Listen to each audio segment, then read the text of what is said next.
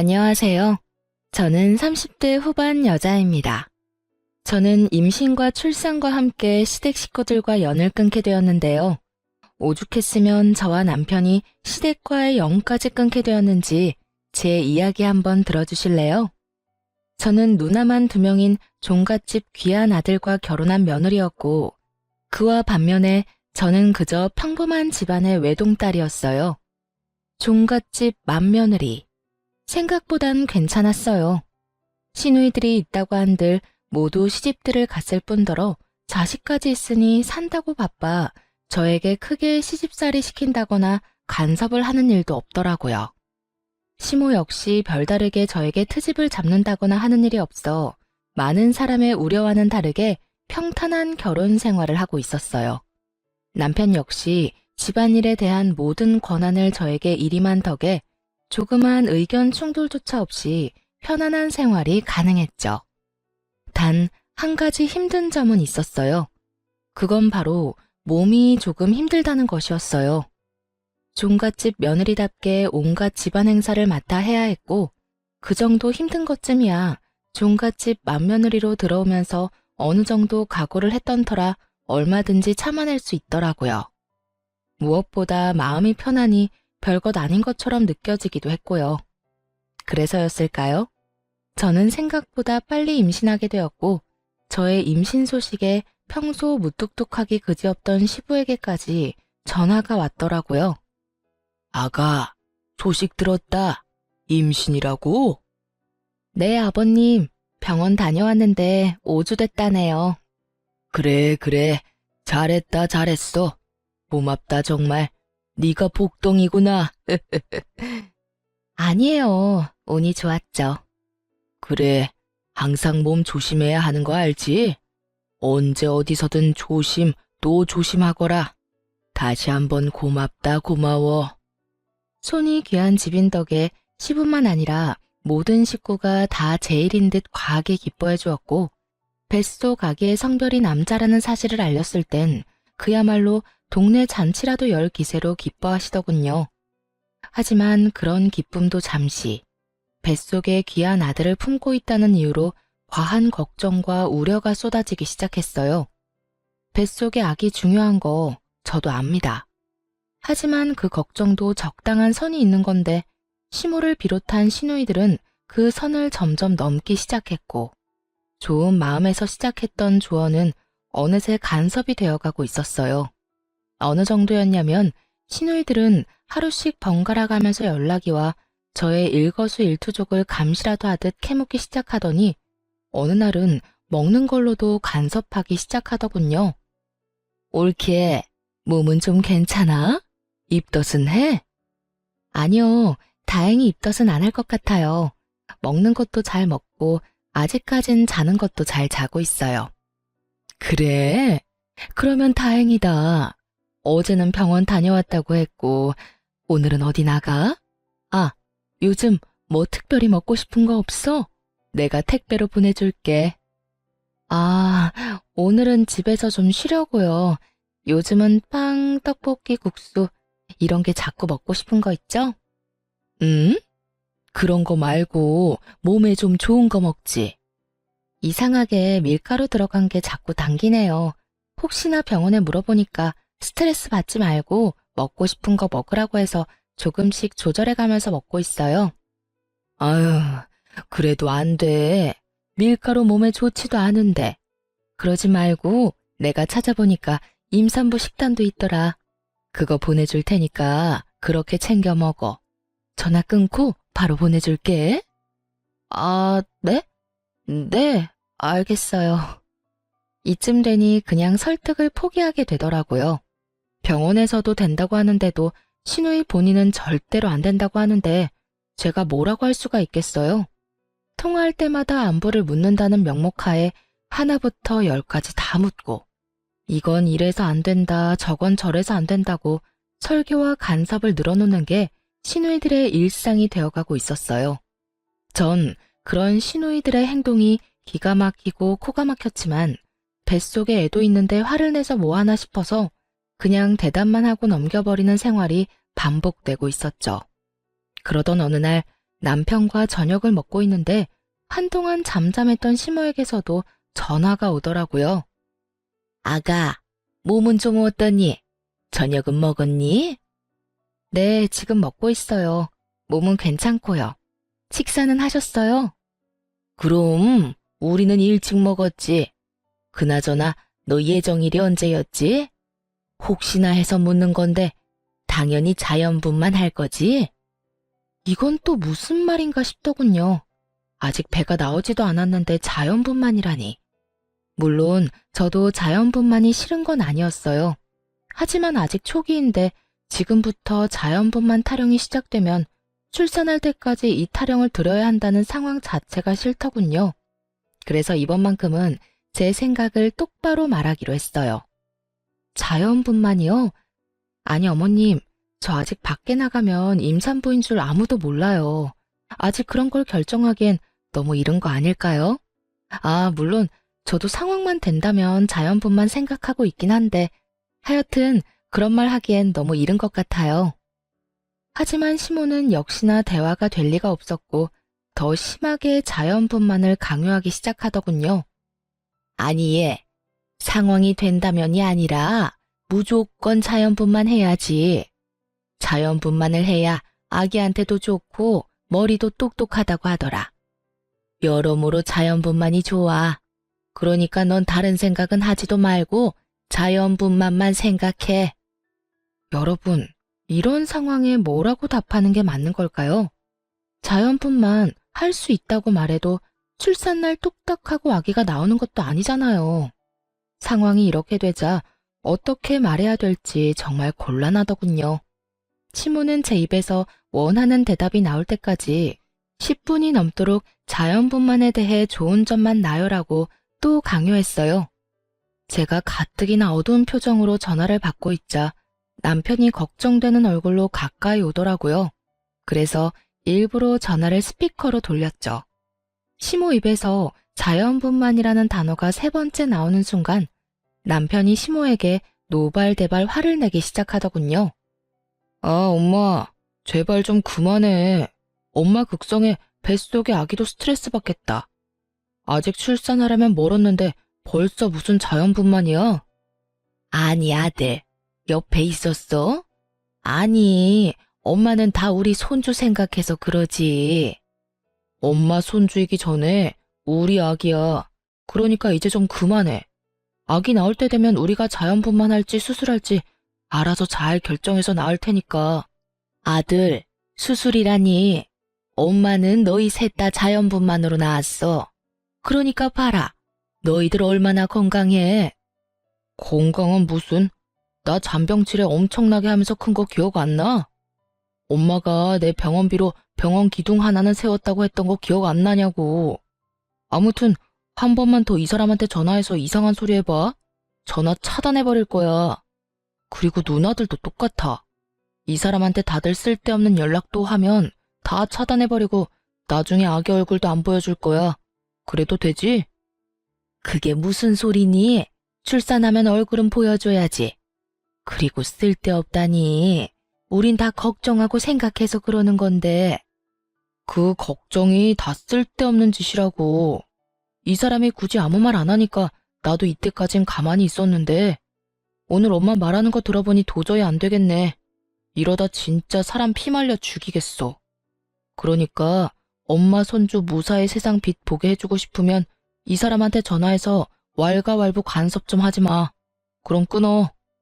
남편은 시모에게 한마디도 지지 않고 자기 의사를 분명하게 전한 뒤 전화를 끊어버렸고 당황하기도 놀라기도 해 가만히 남편을 보고 있는 저를 보며 이렇게 말하더군요. 미안해. 우리 집 식구들 왜 이러는지 모르겠어. 아무튼 이때까진 당신이 나서지 말라는 말도 있기도 했고 큰 소리 나는 게 싫기도 해서 참고 있었는데 앞으로는 내가 알아서 할 테니까 이제부턴 당신은 한 발 물러서 있어. 이렇게까지 강하게 말할 줄은 몰랐는데 속으로 많이 놀랐어요. 그리고 앞으로도 가족들 앞에서 완벽한 제 편이 되어줄 것 같아 안심도 되었고요. 주변에 물어보니까 이런 건 남자가 중간에서 잘해야 한다더라. 그러니까 혹시나 나 없을 때 엄마나 누나가 또 그러면 당장 나한테 말해. 부담 갖지 말고.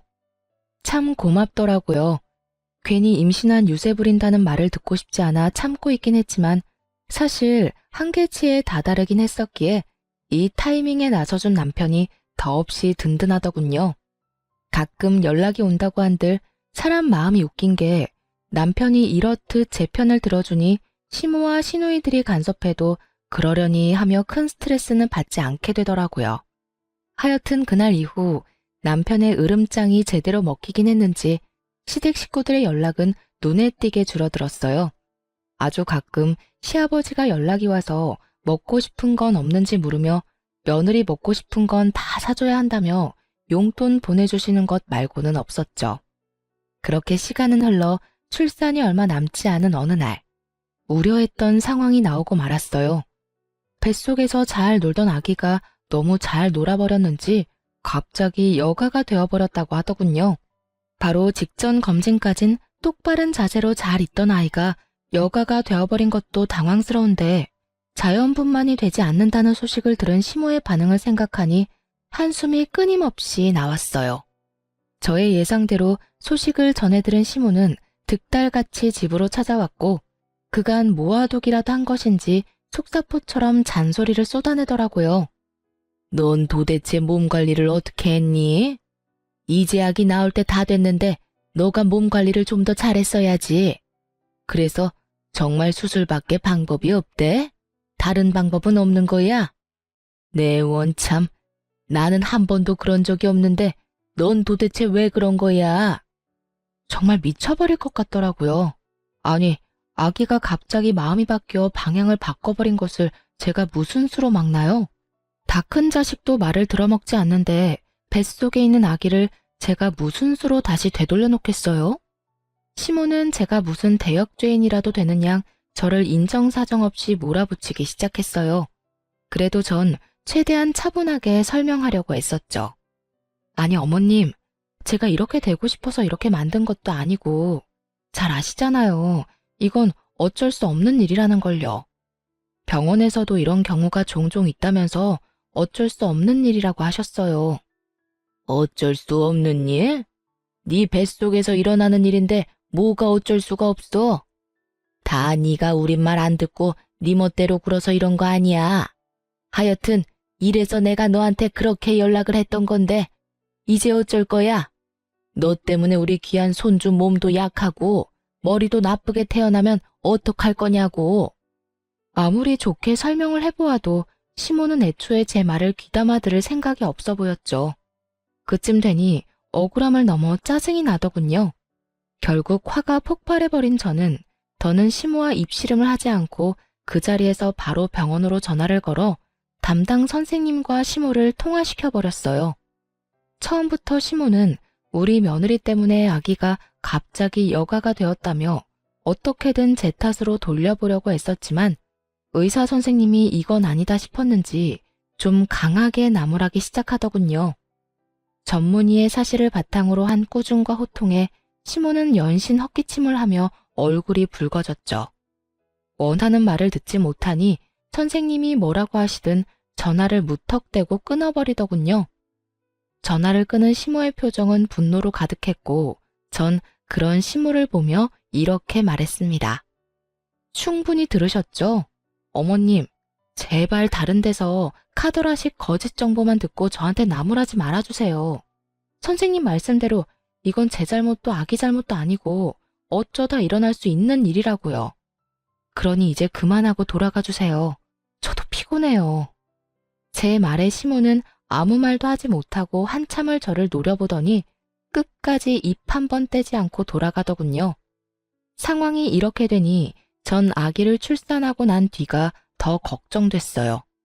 뱃속에 있을 때도 이 난리인데 그 귀한 아들이 세상의 빛을 보게 되면 얼마나 난리들을 피워댈지 불보듯 너무 뻔했으니까요. 그렇게 저의 우려와 걱정이 커지는 사이 만삭을 지나 출산 2일을 앞두고 있었고 화장실이 급해 화장실로 갔는데 그날따라 소변이 끊이지 않고 계속 나오더라고요. 처음 겪는 상황이지만 딱 알겠더라고요. 양수가 터졌구나 하고요. 거기에다 꽤 심각한 상황이라는 것까지도요. 전 서둘러 병원으로 향했고 내진을 해본 결과 상황은 제 생각보다도 더 좋지 않았어요. 급하게 긴급 제왕절개 수술에 들어가야 할 정도로 말이죠. 제 연락을 받은 남편은 급히 병원으로 오고 있었고 제가 내진을 받는 사이 도착한 시댁 식구들과 친정 식구들이 줄지어 들어오고 있더군요. 식구들의 등장에 의사와 간호사분은 상황이 급하다는 설명을 해주었고 설명을 다 들은 시모는 한시라도 빨리 동의서에 사인을 해도 모자랄 판국에 간호사와 실랑이를 하며 미친 소리를 뱉어내기 시작하더군요. 아니, 시도라도 해볼 수 있잖아요. 바로 수술하지 말고 자연분만 시도라도 해보라고요. 보호자분, 시도를 하고 말고 할 시간이 없다니까요. 얼른 확인해보시고 사인해주세요. 시간이 없기는 무슨. 우리 며느리 얼굴 보니까 그렇게 급한 것 같지도 않구먼. 이분 말고 다른 보호자 안 계세요? 이러다 진짜 사모님도 그렇고 아기도 그렇고 정말 큰일 날 수도 있다고요. 그러니까 그 큰일 나기 전에 자연분만 시도라도 해보자니까요. 여기서 이럴 시간에 시도라도 하면 될 것을. 시모는 도무지 말이 통하지 않는 상태였고 뒤늦게 도착해 상황을 늦게 전해들은 엄마가 시모를 막아서며 분노를 표출하셨어요. 사돈, 정말 이럴 거예요? 지금 위험하다잖아요. 이러다 우리 딸 잘못되면 사돈이 책임지실 거예요. 비키세요. 제가 사인하겠습니다. 어이구, 잘못되기는 무슨. 사람이 그렇게 쉽게 죽는 줄 알아요? 우리 때는 이런 의료기술 없어도 다 잘만 나았다고요. 정말 몸만 멀쩡하다면 미친 소리를 해대는 시모의 머리채를 모조리 다 잡아 뜯어버리고 싶은 심정이었습니다. 친정엄마도 같은 심정인지 얼른 수술실로 들어가자며 동의서에 사인하려는 걸 시모가 온몸으로 막아서는 아주 어이없는 상황이 펼쳐졌죠. 모든 상황을 지켜보던 의사 선생님도 큰 소리를 내며 얼른 사인하라고 닥달하기 시작했어요.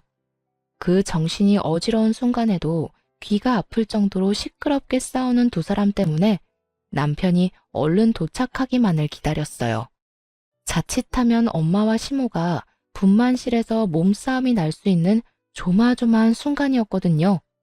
그 순간 뒤늦게 나타난 신랑의 우렁찬 목소리가 들리더군요. 엄마, 미쳤어? 도대체 뭐 하는 거야? 엄마 진짜 제정신이야? 누나들은 도대체 엄마 안 말리고 뭐 하고 있어? 정말 살았다 싶더라고요. 남편은 노발대발 화를 내면서도 빠르게 수술 동의를 해주었고 전 그렇게 수술에 들어갈 수 있었습니다. 수술에 들어가는 동안에도 수술을 받는 동안에도 이게 무슨 일인가 싶더군요. 수술실의 차가운 기운에 몸이 떨리는 건지 시모와 시누이들의 행동에 몸이 떨리는 건지 알지 못할 떨림을 느끼며 저는 다짐했어요. 불효자 소리를 듣더라도 시모와 시누이들은 더는 제 가족에 그리고 저에게 간섭하지 못하게끔 독하게 변하겠다고요. 그렇게 저의 다짐과 함께 소중한 아들이 세상에 나오고 풋처치를 하고 병실로 가니 남편이 두 손을 꼭 모으고 저를 기다리고 있더군요. 얼마나 울었는지 눈이 퉁퉁 불어서 말이죠. 여보, 나 진짜 당신 잘못될까봐 너무 무서웠어. 당신도 많이 무서웠지. 내가 늦어서 너무 미안해. 내가 진짜 입이 10개라도 할 말이 없다. 울긴 왜 울어. 누가 보면 당신이 출산한 줄 알겠다. 아, 정말 내가 대신 낳아주고 싶은 심정이더라니까. 하여튼 앞으로 나만 믿어. 내가 더 큰 방패막이 되어줄게. 다신 이런 상황에 혼자 두지 않도록 노력할게. 무사히 돌아와줘서 고마워, 여보. 남편은 독하게 마음을 먹었는지 시모와 시누이들은 병실에는 오지도 못하게 막아버렸고 그렇게 퇴원날이 다가왔어요. 저는 퇴원을 위해 짐을 싸고 있었고 남편은 병원비를 정산하기 위해 잠시 자리를 비운 사이 어떻게 알았는지 시모가 병실로 들어서더군요. 몸은 좀 어떠니? 아직 아프긴 한데 그래도 어제보단 덜 아파요. 그러게, 자연분만 했으면 이렇게 아플 일도 없었을 텐데. 어머님, 이제 그만 좀 하세요. 이미 수술은 했고 아기도 건강하게 잘 나왔는데 왜 계속 자연분만 이야기를 하세요? 그래, 그건 그렇고 조리원으로 간다고? 네, 예약해둔 조리원에서 2주 쉬고 나와요. 제 말을 듣던 시모는 제 눈치를 살피더니 헛웃음이 터져나오는 말을 하기 시작하더군요. 그게 내가 많이 생각해 봤는데 아무래도 우리 귀한 장손을 남의 손에 맡긴다는 게 영 불안해서 말이야. 그래서 하는 말인데 너 산후조리를 우리 집으로 가서 하는 게 어떻겠니? 그게 불편하면 내가 너희 집으로 가도 되고 말이야. 어머님, 아무리 그래도 제가 어떻게 어머님한테 제 몸조리를 맡길 수 있겠어요. 아기도 그렇고 힘드실 거예요. 그리고 어떤 걱정하시는지 잘 알고 있는데 그런 일이 일어나는 건 아주 극소수이고요. 제가 예약한 조리원 유명하기도 하고 평도 꽤 좋은 곳이라서 그런 걱정은 안 하셔도 돼요. 아무래도 전문가한테 맡기는 게 저도 편하기도 해서 그냥 조리원으로 갈게요. 어머 얘, 그런 걸로 치면 나도 전문가야. 내가 네 남편을 비롯해 애 셋을 키웠어. 그러니까 그냥 우리 집으로 가자. 내가 정말 불안해서 그래. 시모의 아집은 제 상상보다 더 대단하더군요. 조리원에서 일어난 말도 안 되는 사건 사고를 누구한테 들었는지 도저히 불안해서 못 맡기겠다며 혹시라도 모를 사고가 일어나기 전에 미연에 방지하는 게 훨씬 낫다는 말까지 하더군요. 제가 아무리 좋은 말로 설득도 해보고 때론 싫은 티를 내며 거부도 해봤지만 시모는 의지를 굳힐 생각이 전혀 없어 보였고요. 사실 조리원 예약금을 시부가 내주신 거라 다른 여러 사연들처럼 조리원 비용이 아까워 안 보내려는 상황도 아니고 정말 장손이 다칠까봐 걱정되는 마음이 느껴져서 그렇게 기분이 나쁘지만은 않더라고요. 그렇게 저와 실랑이를 벌이는 사이 남편과 아빠가 병실로 들어왔고 남편이 시모의 앞을 막아서려는 찰나 전 그런 남편을 제지했어요. 이번에도 남편을 등에 업고 이 상황을 모면하면 당장은 편하겠지만 계속해서 그렇게 피해봤자 소용없다는 생각이 들었어요. 그래서 전 좀 더 독하게 나가기로 했죠. 이제 저도 지켜야 할 자식이 있는 엄마였으니까요. 그래요, 어머님. 제가 갈게요. 그 대신 저 정말 아무것도 안 하고 오로지 몸조리에만 신경 쓸 거예요. 삼시세끼 다 챙겨주시고요. 당연히 뒷정리는 물론이고 하루에 한 번씩 제가 있는 방 청소도 해주세요. 그리고 저는 수유하는 시간 말고는 아기 돌보지 않을 거예요. 밤에도 물론 수유할 때만 아기 돌볼 거고요. 그러니까 나머지 시간엔 어머님이 아기 다 돌봐주셔야 해요. 그리고 만약 지내는 동안 조금이라도 제가 불편하다거나 저한테 조금의 일이라도 시키시면 당장 짐 싸서 조리원으로 들어갈 거예요. 그래도 제가 어머님 댁에 가서 조리하길 바라세요? 이거 다 해주실 수 있어요? 시모는 잠시 멈칫하는 듯 했지만 이내에 다 할 수 있다며 호언장담을 하는데 결국 시모의 뜻대로 시댁에서 몸조리를 시작하고 말았어요. 시댁에 도착해 제가 머물 방에 가보니 참 뭘 믿고 집에서 산후조리를 해준다고 했는지 알 수가 없더군요.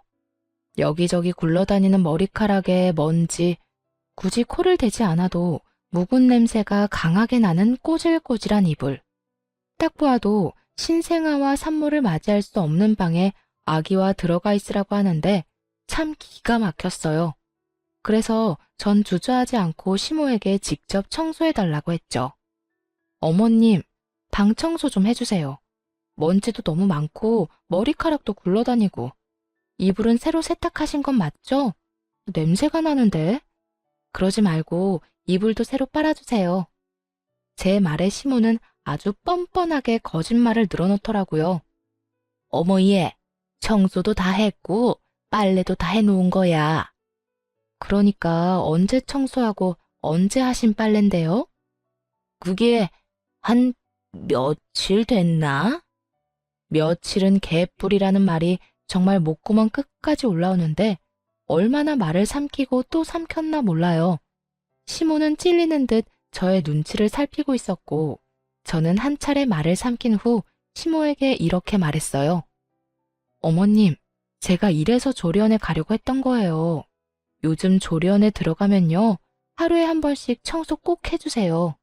이거랑은 비교도 되지 않을 만큼 깨끗한 환경에서 지낼 수 있도록 해준다고요. 제가 그 정도로 깨끗한 거 바라는 거 아니잖아요. 최소한 바닥에 머리카락이랑 먼지는 없어야 하는 거 아닐까요? 최소한 이불에서 향기는 안 나더라도 캐캐 묵은 쉰 냄새는 안 나야죠. 그냥 다시 좀 빨고 청소 좀 해주세요. 정 힘드시면 지금이라도 조리원으로 가고요. 아니다. 금방 해줄 테니 안방에 가서 기다려라. 급하게 하지 마시고 천천히 하셔도 되니 꼼꼼하게 해주세요. 스팀 청소기도 있으시잖아요. 저 올 때마다 매번 시키시던 거요. 다 하시고 그걸로 한번 싹 밀어주세요. 저 혼자만 지내면 상관없는데 아무래도 신생아가 있으니 청결이 제일 중요해서요. 그래, 알겠다. 전 최대한 뻔뻔하고 담담하게 요구하려고 애썼고 시모는 표정이 좋지 않긴 했지만 철석같이 약속한 것이 있어서 그런지 저의 요구대로 다 들어주더군요. 시모가 좋든 싫든 어른에게 이것저것 요구해야만 하는 상황이 마음이 편하지 않았더군요. 때로는 내가 너무 심한가 하는 생각이 들기도 했고 그때마다 고개를 세차게 흔들며 마음을 다잡곤 했어요. 여기서 제가 물러서게 된다면 아마 모르긴 몰라도 육아를 하며 또 휘둘리게 될 것이고 전 죽었으면 죽었지 그따위 말도 안 되는 간섭을 육아하면서 받을 생각은 전혀 없었으니까요. 그렇게 시모는 점점 힘든 티를 내기 시작했지만 어떻게 하겠어요?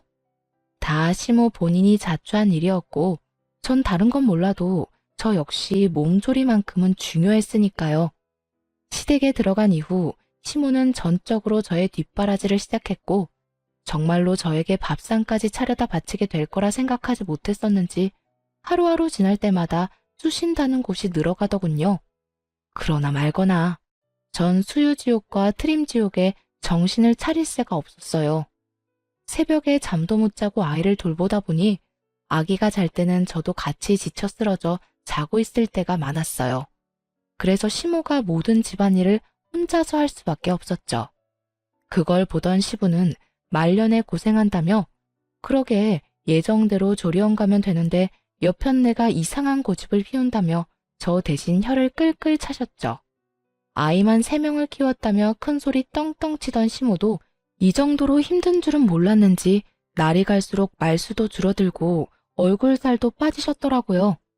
다들 아시다시피 먹고 싸고 울기를 반복하는 신생아의 굴레 속에 온 가족이 잠도 못 자고 아기한테 시달리게 되는 건 매일 있는 상황이었죠. 그렇게 일주일도 채 되지 않은 날 시모는 폭발을 하고야 말았습니다. 그날도 역시 배불리 모유를 먹은 아기는 오줌을 쌌는지 서럽게 울기 시작했어요. 아기가 목청껏 울기 시작하니 시모는 짜증 가득한 얼굴로 방문을 세게 열더니 아기를 향해 고함을 질러버리더라고요. 아, 정말 그만 좀 울어라. 너 때문에 내가 정말 미쳐버릴 것만 같아. 어떻게 하루 종일 우니? 하루 종일 울어? 그렇게 귀하고 귀에 조리원에조차 맡기지 못하겠다고 똥꼬지 부려 데리고 올 땐 언제고 목도 제대로 가누지 못하는 생후 일주일도 안 된 아기한테 화를 내는 모습을 보고 있자니 정말 기가 다 막히더군요. 시모는 그야말로 정신을 놓은 듯 보였고 그런 시모에게 쏘아붙이듯 말했어요. 어머님, 먹고 자고 우는 게 일인 아기한테 울지 말라고 화를 내면 어떻게 해요? 얘는 제 할 일을 하는 것뿐이라고요. 예, 아무리 그래도 해도 너무하지 않니? 밤에는 직접 애 보느라 잠도 못 자. 낮에는 빽빽 울어대는 소리에 잠도 못 자. 도대체 난 언제 자란 말이니? 귀한 손주도 하루 이틀이지. 나도 사람인데. 이렇게까지 울어대니 나도 당연히 짜증이 나지. 그러게 제가 이럴 줄 알고 조리원으로 간다고 했었잖아요. 그렇게 고집 부려서 데리고 오더니 고작 일주일도 못 버티고 이렇게 화내려고 큰 소리 치셨어요. 그리고 소리 좀 그만 지르세요. 애 놀라면 밤에 더 심하게 우는 거 모르세요? 제 말을 다 알아듣는 듯 아기는 타이밍 맞춰 더 큰 소리로 울기 시작했고 시모의 표정이 실시간으로 썩어가고 있더군요. 저는 불만스러운 눈빛으로 우는 아기를 달래기 시작했죠. 그랬더니 시모가 기어들어가는 목소리로 이렇게 말하더군요.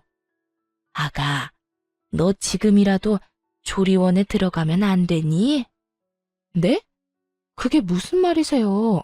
이제 와서 조리원을 어떻게 가요? 전 일부러 더 난색을 보이며 시모의 말을 받아쳤고 시모는 도저히 안 되겠다 싶었는지 아예 애원을 하기 시작하더군요. 나 정말 이러다 죽을 것 같아서 그래. 내가 나이가 몇 살인데 끼니 때마다 며느리 밥 시중 드는 것도 모자라 낮이고 밤이고 손주 시중 드느라 잠도 못 자. 그것뿐이니? 네 시아버지 눈치 보여서 그것도 그거대로 아주 힘들어 못 살겠어. 그러니까 제발 이제라도 조리원으로 가라. 응? 참 뻔뻔하다 싶더군요. 그러게 진작 제 말대로 했으면 서로 이렇게까지 얼굴 붉힐 일은 없었을 텐데 왜 고집을 부려서 이런 상황까지 만드는 것인지 이해도 되지 않았고요. 제가 여러 가지 생각들로 할 말을 잃고 시모의 얼굴만 뚫어지게 보고 있으니 주저리 아무 말 대잔치를 하기 시작하더군요. 네 말대로 전문가들도 있고 네가 먹는 밥도 거기에서 더 잘 챙겨줄 거다. 너도 시어머니한테 이거 해달라 저거 해달라 말하기 눈치 보일 거 아니냐. 아니요, 전 괜찮아요. 어머님이 아기를 이렇게 잘 맡아주시니 혹시 모를 사고가 안 일어나서 더 안심되던걸요. 애초에 어머님이 다 해준다고 해서 여기로 온 거라 눈치는 안 보여요. 아무튼 전 여기 좋아요, 어머님. 사실 불편한 것이 맞았지만 다신 시모가 말도 안 되는 아집을 부리지 못하게 더 시모를 몰아세웠어요. 제가 그렇게 해맑은 얼굴로 말하자 시모의 얼굴은 그야말로 흑빛이 되어가고 있었죠. 거의 울기 직전의 표정으로 마지막 술을 꺼내 보이더군요. 저기, 지금이라도 조리원에 가면 비용은 내가 주마. 얼마가 들든 군소리 하지 않고 다 주마. 아니 이참에 그냥 편하게 한 달 정도 가 있는 게 어떻겠니? 그러니 제발 시험이 살린다 생각하고 조리원으로 좀 가주려무나 이렇게 부탁하마. 이렇게까지 하는데 더는 시댁에 머물 이유가 없더라고요. 그래서 전 짐을 싸 집으로 돌아왔고 집에서 미리 알아봐 두었던 도우미분을 불러 시모가 준 돈으로 본격적인 조리를 시작했습니다. 한 달 동안은 그야말로 천국 같은 시간이었어요. 한 달 뒤 본격적인 독박 육아가 시작되자 그야말로 지옥이 펼쳐지더군요. 물론 남편도 많이 도와주긴 했지만 남편이 출근하고 나면 오롯이 혼자 육아를 감당해야 하니 집도 더러워지고 성격도 많이 예민해져 갔어요. 친정 부모님은 몸이 좋지 않으셨고 시댁에선 이젠 아기는 사진으로만 보는 것이 행복하다고 할 만큼 질려버린 상황이니 도움을 줄 사람이 없는 그런 상황이었죠. 상황이 그렇게 되자 처음에 마사지를 받을 땐 완모를 하고도 남을 거라고 했던 모유가 점점 마르기 시작하더니 아이에게 줄 수 없을 정도로 막히기 시작했어요. 남편이 육아와 살림을 함께 해주곤 있었지만 그것과는 별개로 엄마가 할 일은 너무나도 많았고 전 지쳐가고 있었죠. 결국 모유 대신 분유를 먹이기로 결정했어요. 분유를 먹이기 시작하니 젖병을 씻긴 해야 하지만 남편도 아기 밥을 먹일 수 있으니 그만큼 저에게도 여유라는 게 생기더라고요. 거기에다 무지 수유하느라 선잠을 자야 할 일도 사라졌고요. 하지만 좀 살만해졌다고 생각했는데 조용하던 신우가 갑자기 날뛰더라고요. 그때는 남편이 아이 분유를 먹이던 중이어서 제가 전화를 대신 받게 되었어요. 여보세요? 형님, 저예요. 잘 지내시죠? 그럼 올케는 잘 지내? 조리는 잘하고 있어? 아기 때문에 힘들지? 뭐 그렇죠. 이제는 좀 괜찮아지고 있어요. 그래? 그러면 다행이고. 그나저나 병훈이는 뭐해? 아기 보고 있어? 네, 아기가 배고프다고 울어서 남편이 분유 먹이고 있어요. 뭐? 올케, 설마 모유 수유 안 해? 언제부터? 원래는 모유 먹였었잖아. 말이 끝나기가 무섭게 신우이는 짜증이 섞인 목소리로 저를 혼내기 시작했어요. 다른 사람도 아닌 아기 엄마인 저에게 따지듯이 물어오더라고요. 역시나 제가 딱 생각했던 반응이었어요. 듣기론 시누이들도 완모까진 하지 못하고 분유를 먹였다고 들었고, 심지어 둘째 시누이는 제왕절개를 했다고 하더군요. 근데도 저한테 그 난리를 부리는 것을 보며 또 이 난리를 부리겠구나 했죠. 숨기려면 얼마든지 숨길 수 있었겠지만 언제까지고 숨길 수도 없는 노릇이었고, 어차피 한 번은 부딪혀야 할 일이라 생각해서 말했더니 역시나 예상했던 반응이 나오더라고요. 속으로 사람 참 쉽게 안 바뀐다 생각했네요. 그게 제가 몸이 너무 안 좋아져서요. 그동안 도와줄 사람도 없고 남편도 바빠서 이리저리 무리를 좀 했더니 모유가 안 나오더라고요. 양은 적고 아기는 더 달라고 울고 해서 하는 수 없이 분유 먹이기로 했어요. 완모 가능하다고 해서 저도 완모까지 할 생각이었는데 나오질 않으니 어쩌겠어요? 아쉬워도 하는 수 없죠. 전 있는 그대로 제가 처한 상황을 보태지도 빼지도 않고 설명해 주었고, 시누이는 저에게 괜찮냐는 말 한마디 없이 큰 소리를 내기 시작했어요. 그러게 아기 엄마가 몸 관리를 잘했어야지. 또 밀가루나 먹어댔겠지. 아유, 올케는 도대체 제대로 하는 게 뭐야? 정말 뭐 하나 마음에 드는 게 없어. 정말 어이가 없어 기가 다 막히더군요. 저요, 임신했을 때나 밀가루 즐겨 먹었지 평소에는 잘 먹지도 않아요. 거기에다 어린아기 독박 육아해보신 분들은 아시겠지만 혼자 아기 보면서 끼니 챙기는 게 어디 쉬운 일인가요? 대충 퍼먹고 쪽잠이라도 자면 다행 아닌가요? 시누이가 애도 없는 것도 아니고 뻔히 사정을 다 알면서 그렇게까지 몰아붙이니 더는 참을 수가 없더군요. 아니 형님, 그렇게 말하면 제가 섭섭하죠. 같은 여자로서, 아니, 같은 사람으로서 몸이 안 좋아서 모유까지 안 나온다고 하면 예의상 몸은 괜찮냐고 한마디쯤은 물어봐야 하는 거 아닌가요? 아니, 난 그게 순간적으로 흥분해서. 그래서 몸은 괜찮아? 아니요, 안 괜찮아요. 끼니도 제대로 못 먹고 잠도 제대로 못 자고 그렇다고 해서 누가 도와주는 사람 한 명 없고, 그래서 모유가 안 나와서 저도 참 안타깝게 생각하고 있으니 형님은 더는 나무라지 말아주세요. 뭐라고? 옳게. 무슨 말을 그렇게 섭섭하게 해? 나는 다 먼저 육아해본 육아 선배로서 조언해주는 거야. 옳게도 할 거 아니야. 모유가 좋지 분유가 좋아? 진짜 이런 말까지 안 하려고 했는데 지금 형님이 하는 건 조언이 아니라 간섭인 거 알고 계시죠? 그리고 몸에 좋다는 초유는 차고 넘치게 먹였고 요즘 분유도 좋게 잘 나와서 성장하는데 아무 문제 없는 거 누구보다 잘 아시잖아요. 형님도 완모 못 하셨으니까요. 그러니까 이제 간섭 좀 그만하시고 앞으로는 내 새끼는 내가 어련히 알아서 잘 보살필 테니 제발 이런 식으로 선 넘는 간섭은 하지 말아주세요. 쏘아붙이는 제 말에 시누이가 어버버하는 사이 저는 전화를 끊어버렸고 날이 선 저의 고함에 남편이 화들짝 놀라 방에서 나오더군요. 남편은 저에게 왜 그러냐고 물었고 저는 씩씩거리며 시누이와 있었던 일을 말해주었죠. 인상을 잔뜩 찌푸린 채 저의 이야기를 듣던 남편은 시누에게 전화해 저번처럼 또 불같이 화를 내더라고요. 누나, 진짜 미쳤어? 누나가 뭔데 이 사람한테 몸 관리를 제대로 하란 말아야. 누나가 이 사람 약이라도 한번 사준 적 있어? 아니면 몸에 좋다는 영양제라도 챙겨준 적 있어?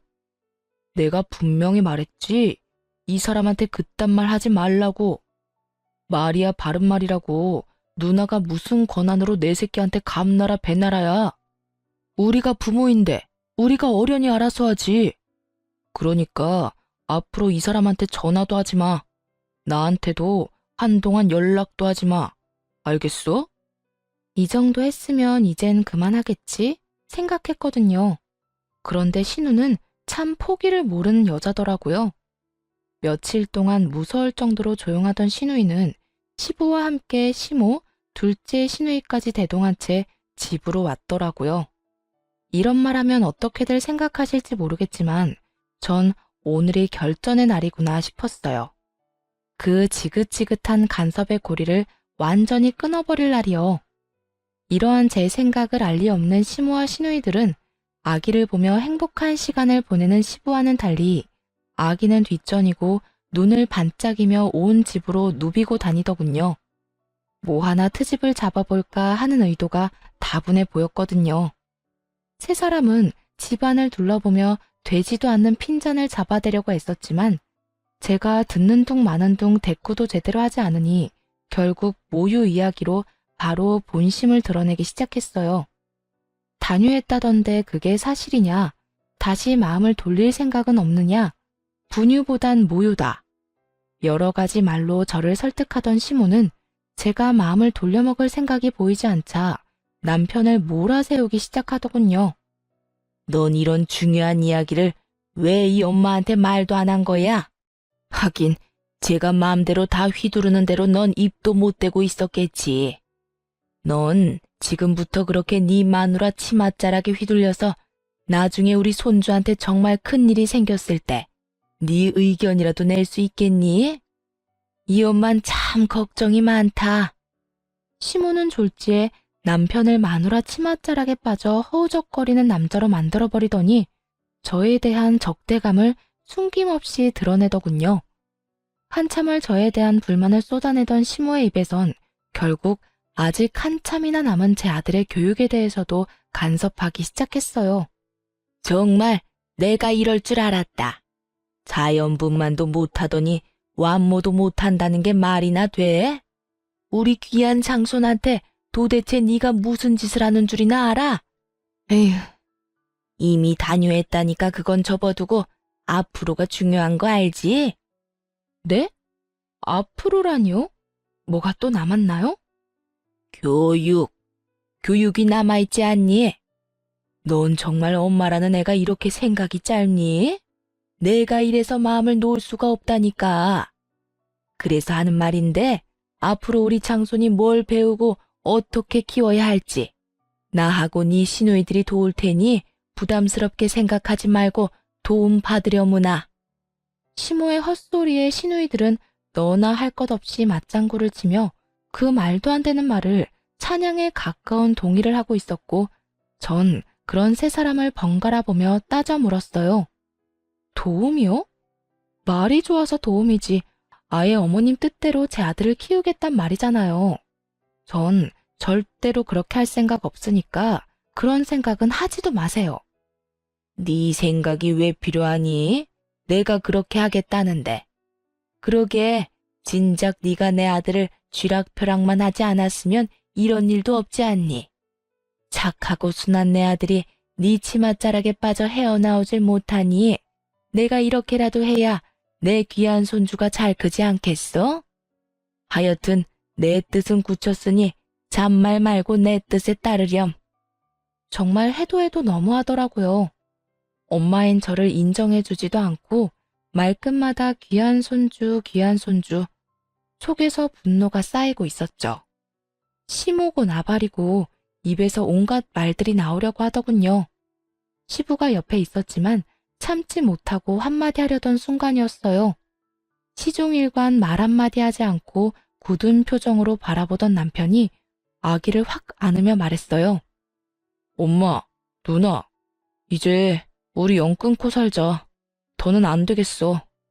이대로 지내다간 나 아무래도 이혼당할 게 뻔하고 난 내 가정은 지켜야 하니까 우리 인연 끊어.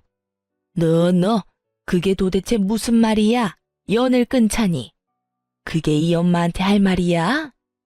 엄마 말대로 이때껏 내가 너무 착하고 순했던 것 같아. 진작 이 인연을 끊었어야 했는데. 그래도 가족이라고 참고 또 참았는데 이젠 안 될 것 같아. 남편의 단호한 태도에 시모는 개거품을 물며 거의 넘어가기 직전이었고 두 시누이가 남편에게 후레자식이라는 말과 함께 온갖 욕을 쏟아내기 시작했어요. 이 나쁜 놈아, 네가 그러고도 인간이야? 어떻게 엄마한테 그런 말을 할 수가 있어? 그러게, 엄마가 널 어떻게 키웠는데 언니랑 나는 몰라도 엄마가 너한테 어떻게 했는데? 마누라 때문에 뭐? 연을 끊어? 네가 제정신이야? 누나들이 입장 바꿔서 생각해봐. 만약 누나들이 이런 상황인데 내 형들이 누나 편 안 들어주고 시댁 말이 다 맞다. 너는 고개 숙이고 시댁 말에 다 따르라고 하면 누나들은 그런 남편이랑 계속 같이 살 수 있을 것 같아? 난 후레 자식이 되는 한이 있어도 내 가정은 지킬 거니까 인연 끊어. 아버지, 죄송합니다. 남편의 말에 그나마 양심은 있는 것인지 시누이들은 동시에 입을 닫았고 시부는 아무런 말도 하지 않고 남편을 한참 바라보다 시모에게 묻더군요. 당신은 선호가 한 말 어떻게 생각해? 인연을 끊자는데? 어떻게 생각하냐니요? 당연히 말도 안 되는 소리죠. 이게 다 전연 때문이라고요. 장손 낳아줬다고 오냐오냐 했더니 아들 하나 낳은 것 말고는 마음에 드는 게 하나도 없다고요. 이래서 집안에 여자가 잘 들어와야 한다고 하는 거라고요. 이거 보세요. 그 착하던 우리 아들 입에서 인연 끊자는 말이 나오다니. 이게 말이 된다고 생각해요? 시모는 눈까지 까뒤집으며 저를 향해 비판을 쏟아내고 있었고 그런 시모를 향해 시부는 고함을 지르기 시작했어요. 전연이라니? 아무리 화가 난다고 해도 그렇지. 며느리한테 욕설이라니 당신은 부끄럽지도 않아? 내가 진짜 이때까지 세 사람이 하는 꼴이 너무 창피해서 입이 떨어지지 않아서 가만히 있었더니 뭐? 전연? 당신은 기본적인 예의라는 것도 모르는 거야? 너희도 그래. 뭐 하나 도와줄까 몸을 바쁘게 움직여도 모자란 판국에 얼뜯지 못해 안달들이나 입 놀리는 꼴이 한심하고 실망스럽구나. 시부의 말에도 정신을 차리지 못한 시모는 다시 그 지긋지긋한 자연분만과 모유 수유를 입에 올리더군요. 아니 여보, 아니 저 물건 때문에 우리 손주 자연분만으로 태어나지도 못했는데 완모라도 해야 건강할 거 아니에요. 제 말이 틀렸어요? 그만 좀 하라니까. 내 말 안 들려? 그까짓 것들이 뭐 중요하다고 이 난리들을 부리는 거야?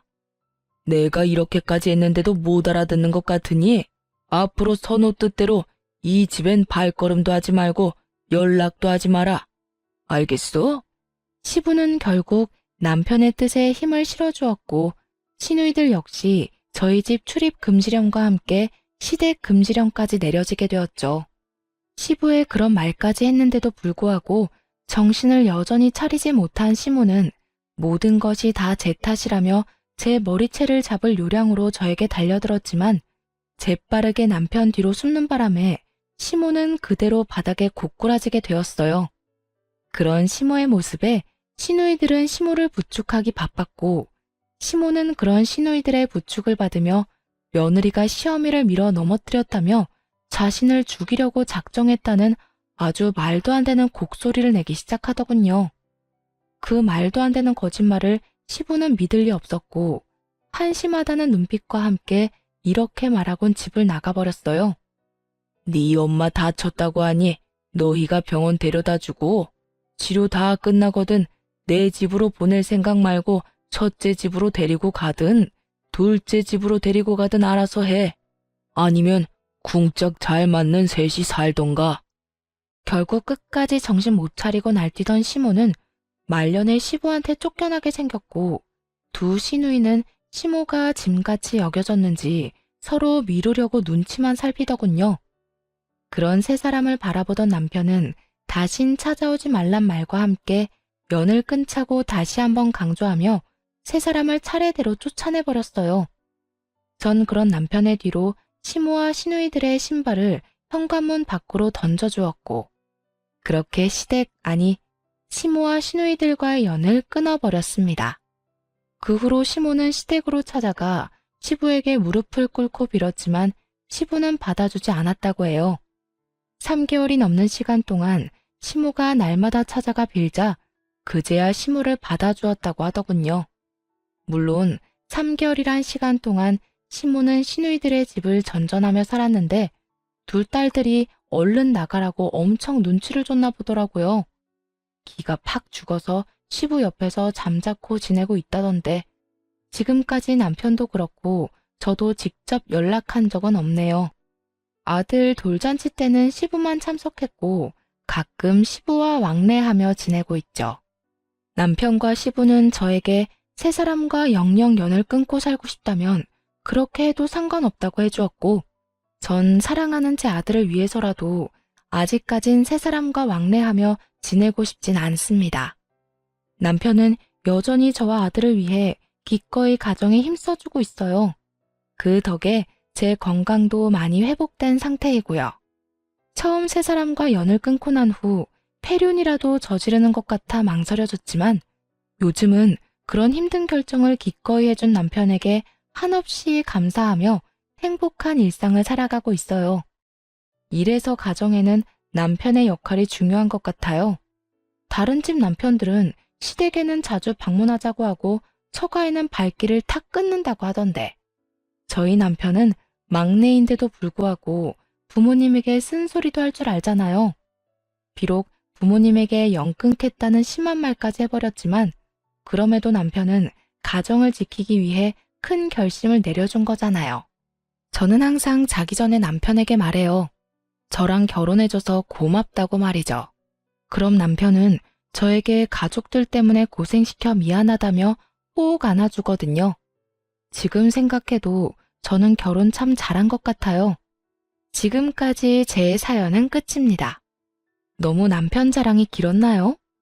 혹시 이 사연을 듣고 계신 남성분들이 있으시다면 제 사연 지나치지 마시고 꼭 잘 들어주셨으면 좋겠어요.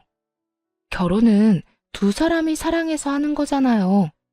사랑하는 사람이 슬퍼하지 않도록 결단이 필요할 때는 가정을 지키기 위해 이런 선택까지 할 수 있어야 한다고 생각해요.